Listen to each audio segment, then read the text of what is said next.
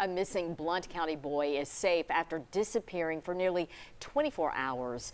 Rescuers found 6-year-old Caden Leach Tuesday afternoon. They say during the time Leach was missing, his dog kept him safe. John Becker set out to understand what prompts animals to stay by our sides. Thanks, Robin. We are here at the University of Tennessee Veterinary Medical School, and with me, Dr. Julia Albright, who is an animal behavioralist. And Dr. Albright, when you heard this story, what went through your mind?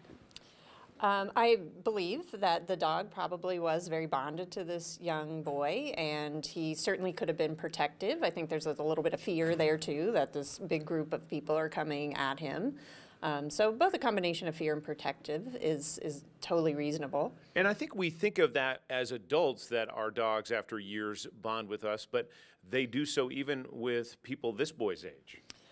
They certainly can, yeah. I mean, young kids can be a little problematic to children. They're a little less predictable. They do things like hug and poke and a little bit more likely to have some problems. But sure, they can definitely have a good relationship with our kids, especially that age and older in particular. We were talking about some of the science behind this as well, and there are some chemical explanations for this in our bodies. There certainly are. So dogs evolved along with humans. They are not little wolves. They became their own species about 100,000 years ago, and they'd evolved with us. And one of the things that they've learned is that good things come from us.